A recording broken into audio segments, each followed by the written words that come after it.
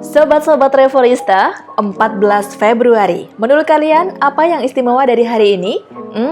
Tentu saja ini adalah salah satu hari istimewa bagi muda-mudi yang nggak jomblo. Maksudnya, mereka yang udah punya pasangan. Dimana yang cowok biasanya akan pergi ke toko buat beli kado coklat, bunga, atau bahkan cincin lamaran. Apa saja untuk menyenangkan sang kekasih hati. Valentine Day, ya, hari kasih sayang sedunia.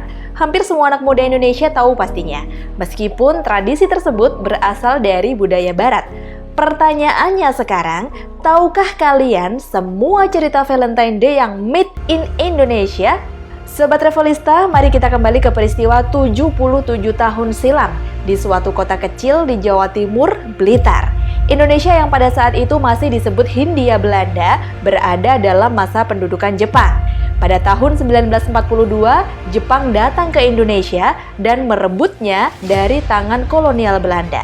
Jepang menjanjikan kemerdekaan pada rakyat Indonesia, asalkan Jepang bisa memenangkan Perang Pasifik menghadapi Amerika Serikat dan sekutunya.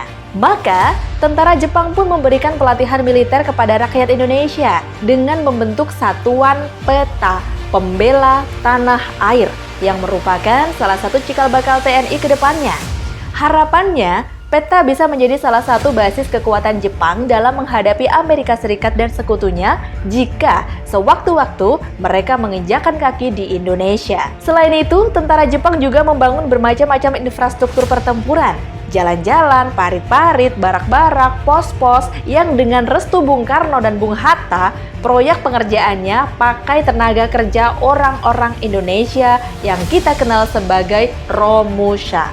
Celakanya nih, Sobat Revolista, yang tidak terpikirkan di benak para pemimpin kita waktu itu adalah budaya samurai orang Jepang yang keras dan disiplin berpadu dengan mindset militerisme yang lebih keras lagi melahirkan watak bengis bagi serdadu-serdadu Jepang tersebut. Proyek Romusha itu mendatangkan kepedihan yang teramat sangat bagi rakyat. Ribuan pekerja pribumi mati entah oleh kelaparan, penyakit, atau siksaan serdadu Jepang. Belum lagi wanita-wanita pribumi yang direndahkan martabatnya yang dipaksa menjadi pemuas nafsu tentara-tentara Jepang. Segera saja rakyat Indonesia yang awalnya memandang Jepang sebagai pembebas berubah pandangannya seketika. Jepang adalah bangsa penjajah yang bahkan lebih buruk dari Belanda. Perlakuan semena-mena tentara Jepang terhadap rakyat pribumi pada akhirnya memunculkan perlawanan dari kalangan peta itu sendiri, yang pertama dari Blitar. Sodancho Supriyadi memimpin rekan-rekannya peta Blitar untuk melawan kezaliman tentara Jepang. Subuh 14 Februari, mortir pertama ditembakkan ke arah Hotel Sakura sebagai penanda bahwa Jepang bukanlah sahabat yang bisa diberi kepercayaan akan masa depan bangsa Indonesia.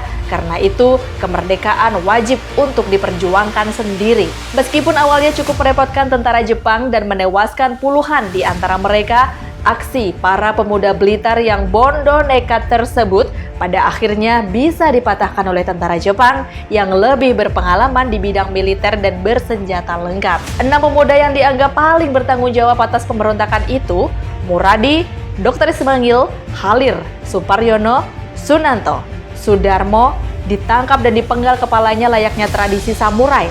Sementara serdadu peta Blitar lainnya dipenjara. Bagaimana dengan Supriyadi, sang pemimpin pemberontakan? Well, nasibnya tidak diketahui sampai saat ini. Ada yang bilang dia tertangkap Jepang dan dibunuh. Ada yang bilang dia selamat dan hidup untuk waktu yang lama. Bahkan ada yang percaya dia moksa layaknya Gajah Mada. Tapi yang paling penting, pada hari itu 14 Februari 1945, para pemuda Blitar telah membelalakan mata Jepang bahwa rakyat Indonesia bisa melawan. Rakyat Indonesia bukanlah bangsa lemah yang bisa ditindas begitu saja. Dan segera pemberontakan peta di Blitar memicu rasa nasionalisme tentara-tentara peta di daerah-daerah lain. Supriyadi, Muradi, Dr. Ismangil, Halir, Sunanto, Sudarmo, Suparyono, Parto Haryono, dan pemuda-pemuda Blitar lainnya. Mereka sangat belia waktu itu antara 18 sampai 23 tahunan. Tapi punya empati terhadap nasib bangsa sendiri. Mereka punya keberanian luar biasa untuk melawan sebuah sistem yang menindas kehormatan bangsanya. Lalu bagaimana dengan kalian muda-mudi zaman now? Generasi TikTok, generasi nongkrong di kafe, dan generasi pecinta K-pop? Mudah-mudahan kalian juga punya empati dan keberanian untuk memperjuangkan harkat dan martabat bangsamu yang belum sepenuhnya merasakan keadilan sosial bagi seluruh rakyat Indonesia. Akibat kekayaan alam yang terkandung di bumi pertiwi ini dikuras pelan-pelan dan hukum di negeri ini masih dengan mudahnya dibeli oleh para kapitalis yang bersekongkol dengan politisi dan penegak hukum yang busuk. Wahai pemuda-pemudi Indonesia, apakah kalian berani memulai revolusi layaknya Supriyadi dan kawan-kawan untuk memperjuangkan harkat dan martabat bangsamu? Meskipun tentu saja revolusi zaman now tidak harus dengan senjata.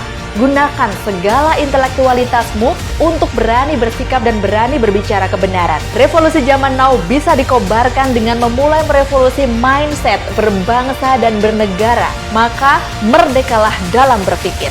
14 Februari. Jika sudah ada janji berkencan, tepatilah. Jika coklat dan bunga sudah terbeli, berikanlah. Jangan kecewakan dia yang kau kasihi. Tapi jangan pernah lupakan juga di tanggal yang sama berpuluh-puluh tahun lalu, pemuda-pemuda Peta Blitar, mereka persembahkan darah dan air matanya sebagai kado hari Valentine bagi Indonesia yang mereka cintai.